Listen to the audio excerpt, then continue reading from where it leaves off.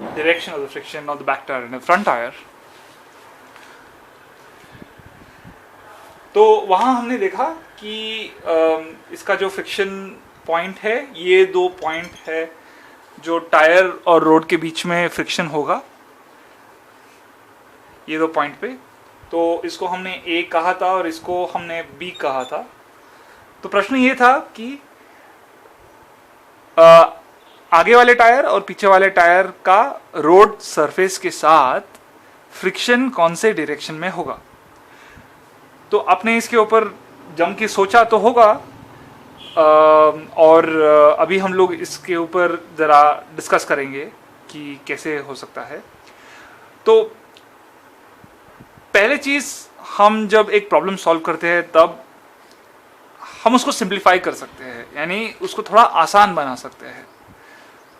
तो पहली बात है कि दो टायर है, तो उन टायर में से अभी किसी एक टायर को चुनिए जो आपको लगता है कि आसान है सोचना उसके बारे में। तो पहले हम देखें कि जो बी टायर है, जो पीछे वाला टायर है और पॉइंट बी है, उसको उसके बारे में सोचने उसके वह थोड़ा इजी वाला है, क्योंकि हम इसको घुमा रहे हैं। ठीक है, तो जब हम पेडल से घुमाते हैं, मानो ये पेडल को हम लोग आगे की तरफ उसको धक्का देते हैं हमारे पैर से, तो हम देखें कि जैसे ये चेन आगे जाएगी वैसे ये शाफ्ट आगे जाएगा और फिर वो टायर को इस तरफ खींचेगा। जो व्हील है वो पीछे की तरफ जाएगी। और आपने तो पढ़ा रहेगा कि फ्रिक्शन अपोजेस रिलेटिव मोशन। फिर से दोहराता हूं मैं, फ्रिक्शन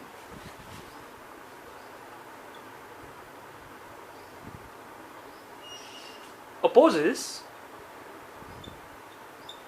relative motion। और रिलेटिव ये चीज जो है ना वो इंपॉर्टेंट है। रिलेटिव का मतलब ये नहीं कि आपके रिलेटिव के साथ आप फ्रिक्शन करते हैं हालांकि वो भी होते रहती है। थोड़ी तो फ्रिक्शन मजेदार चीज है, पर जब बहुत ज्यादा फ्रिक्शन उससे तो आग लग जाती है। एनीवे, तो उसके लिए हमको फ्रिक्शन को काबू में रखना चाहिए, ना कि उसको दबाना चाहिए। ठीक है, वो डिस्कशन हम कभी और करते हैं। दूसरी बात है कि यहां फ्रिक्शन कहां हो सकता है, जहां भी रिलेटिव मोशन को अपोज करने की क्षमता है, राइट। तो वो पॉइंट ये वाला है रोड के साथ, क्योंकि हम लोग अज्यूम कर रहे हैं कि पूरे व्हील में एक ही पॉइंट है जो रोड के कांटेक्ट में है। कांटेक्ट पॉइंट है, ठीक है, और ये भी कांटेक्ट पॉइंट ही है।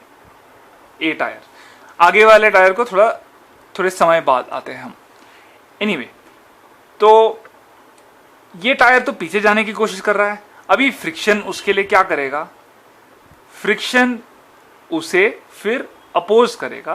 क्यों अपोज करेगा, क्योंकि रिलेटिव मोशन होने वाला है इसके बारे में, एंड देन उसके वजह से ये फ्रिक्शन अपोज करता है और फिर ये आगे रोल होता है। इसको कहते हैं रोलिंग मोशन। ठीक है, रोलिंग मोशन।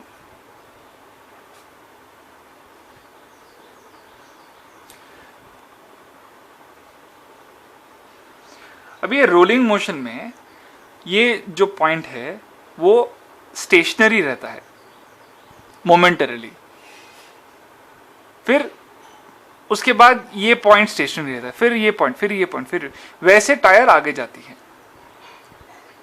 ठीक है, आप जरूर आपके साइकिल के ऊपर ये ट्राई करके देखिए, आपको और अच्छी तरह से समझ में आएगी। और हमारा जो वेबसाइट है www.handsonlearning.com, या फेसबुक के ऊपर भी आप आपके जो भी प्रतिक्रिया है और कमेंट्स है और आपने जो वीडियोस ट्राई आउट किए हैं वो सब आप हमें भेज सकते हैं और हम उसको डाल देंगे इसके ऊपर, ठीक है। तो हमारा वेबसाइट में नीचे लिंक में दिया है डिस्क्रिप्शन में, तो आप वहाँ जा सकते हैं, ठीक है। तो अभी हम देखेंगे कि पीछे का तो टायर हो गया, अभी आगे चलते हैं ज़रा ज़िंदगी में, ठीक है। तो आगे का टायर जो है वो एक्चुअली बहुत ही मज़ेदार चीज़ है।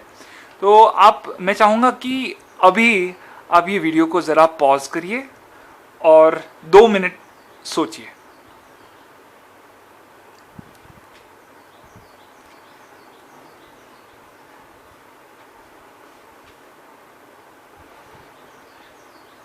ठीक है, आशा है कि आपने इसके बारे में ज़रूर सोचा रहेगा।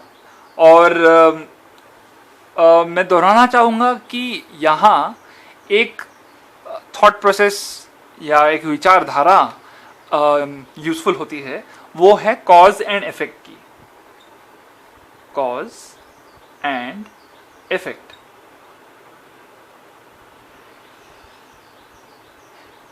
यानी कि कोई भी चीज़ के पीछे कारण क्या है, तो वो होगी कॉज एंड इफेक्ट। तो यहाँ कॉज कौन सा है और इफेक्ट क्या है वो देखने वाली चीज़ है।